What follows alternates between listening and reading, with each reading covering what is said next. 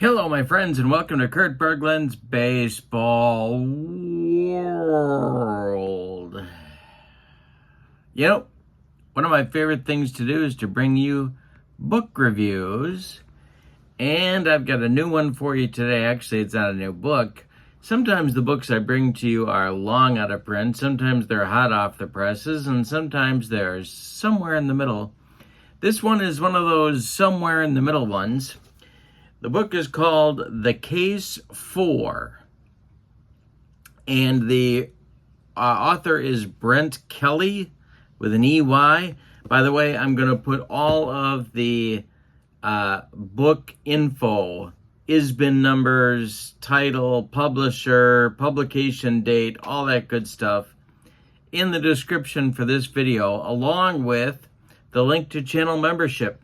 With membership to my channel, you get access to members-only videos, discounts in the secondary store, $10 off per season set, and $2 off per individual team that you purchase, and you get a free gift from me every month. So it's a great value. Check that out. All of that info is in the description for this video. Now, The Case For has a 1992 publication date. And you might wonder what the case is for. Well, the book is about, in the broad strokes, it's really about baseball greatness. But what Brent Kelley writes about here is the case for certain players to make the Hall of Fame. Now, the publication year is 1992, and one of the things, I like this book a lot. But I want to tell you about what it is and what it isn't. And then I want to show you inside the book as well. The book is very analytical. He writes persuasively about the players that are included in the book, the players, managers, coaches, and umpires, by the way. Not just players, but managers, coaches, and umpires, all of whom he makes the case for their Hall of Fame induction. Now, we know that Internet Guy is out there, don't we? Internet Guy is the guy who says, well, I think only Babe Ruth, Ty Cobb, and Walter Johnson should be in the Hall of Fame. Well, Internet Guy is the same guy that eats Fruit Loops in his mom's basement. So if you're Internet Guy, you're not going to like this book.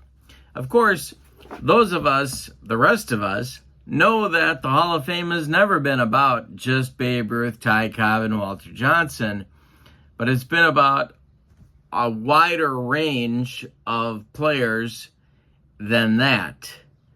And that's what this book is about. Now, since 1992, some of the players that he writes about here have actually been inducted into the Hall of Fame. So it helped me to follow his reasoning, to follow his logic, to see some of them that made it, if that makes any sense. So actually the book is, It's 30 plus years old, but the age really kind of gives it credibility because you get to see how his reasoning worked out later on. So it's not for Internet Guy. The other thing it's not is he does a very weird thing in the introduction to the book. He says nice things about sabermetrics and then says, but he doesn't understand them, so he's not going to be using those tools to measure these players. Now, I got a little nervous when I read that because I was thinking, well, what is he using for evidence? But he really does a persuasive thing. He doesn't use sabermetrics, but he does not take the easy way out. Now, the easy way out would be to take all the outfielders and compare them to the worst outfielder in the Hall of Fame. So I don't know, who would that be? Chick Hafey, let's say. He doesn't do that. He actually when he runs his comps, he runs them against players that are actually not the bottom of the bottom in the Hall of Fame, but actually are pretty well established and respected Hall of Fame level. So, for example, Bill Freehan gets compared to Johnny Bench. So while he avoids sabermetrics per se, and of course in 1992 sabermetrics was in a different place than it is in 2024, but he does avoid sabermetrics per se, but he doesn't avoid analytics. He doesn't avoid a good logical argument. All right, let's take a look inside the book.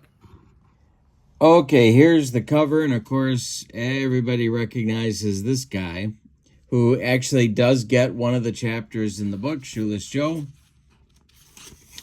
And here are the players that are discussed in the book. Carl Mays, George Mullen, Mel Stottlemyre, Vic Willis, Jack Powell, and Bobo Newsom are lumped together because they lost so many games. And the Tiger Southpaws, Hal Newhouser and Mickey Lolich, are lumped together because they were, of course, Tiger Southpaws. Now, catchers. So he organizes this by position. Catchers, he looks at Freehan and Lawler. Infielders, Cepeda, Fournier, Cutshaw, Mazeroski, and Fox, and Harland Clift. And then the rest of the book, the Cubs' third sackers, Stan Hack and Ron Santo, Jimmy Dykes, Ray Chapman, and Vern Stevens. The outfielders that get chapters, Richie Ashburn, Rocky Colavito, Gavy Cravath, I guess it is, Dom DiMaggio, Larry Doby, Mike Donlin, Babe Herman, Minnie Minoso, Tony Oliva, Bobby Veach, and Cy Williams. Then he's got a section on the Brain Trust, managers Leo DeRocher, Gil Hodges, and Billy Southworth. Coaches Mel Harder, Charlie Lau, Johnny Sane. Emmett Ashford is the umpire that he talks about. And then he's got some appendices, the rules for Hall of Fame election, which are worth a look if you haven't looked at them lately. The Hall of Fame roster as of 1992, and then my favorite things of all. You know them. You know me, I love me a good bibliography, and I loves me a good index, and he's got them in this book. So, in the intro, he kind of goes through his standards here, what he's looking for, and then he dives right in. There are, in the book, some pictures. This is actually the only game action picture photo that I found. This is, of course, Lolich and Freehan. But most of the pictures, I'll give you an example here, like the Orlando Cepeda picture that I'm going to show you is like one of those postcard photos that teams used to do. Most of them are just your face shots, but there are a lot of pictures. You definitely get a picture, an idea of what these guys looked like, and of course, so often that is ignored in these types of books. Look at the index. If you're looking for a specific topic or player, it's an excellent index. The bibliography is 2 pages with small font. There's a lot of additional reading here that you can do, and the appendices are included as well.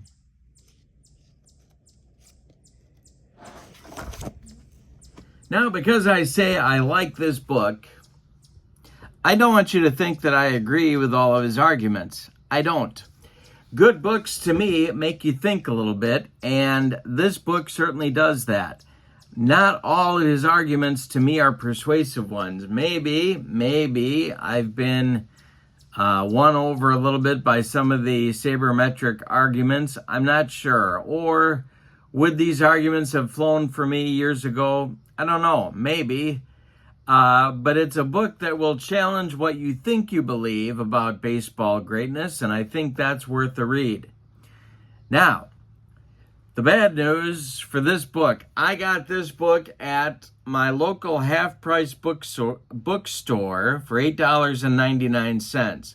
as I look for it online, the price was between $10 and $20 used. If you want a new copy, and I think this was on Amazon, it's like in the 40s. I don't remember if that was hardcover or not.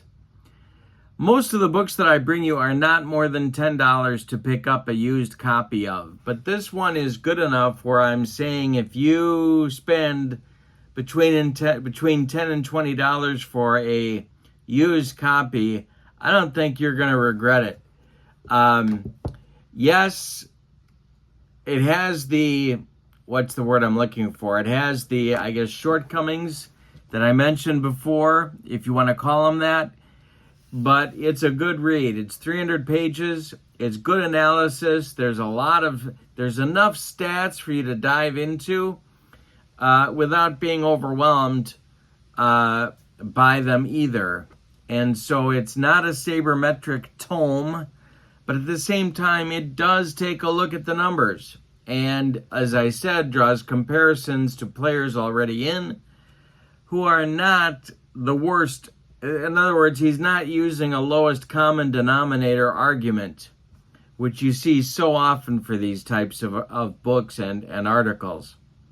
So I recommend it. It's called The Case For. It's self-published by Brent Kelley. All of the information you need to pick up the book is in the description for this video, along with the channel membership link. I don't know. You're going in that I find it unlikely that you would agree with all of his arguments. But it's a good read nonetheless. And as I said before, you get a look at who's made it. And that's kind of interesting as well. So, thanks for being with me. I'll be back soon. I got a pile of books to get through and bring to you in the weeks to come. So thanks for being with me. I hope you have a great evening. So long, everybody.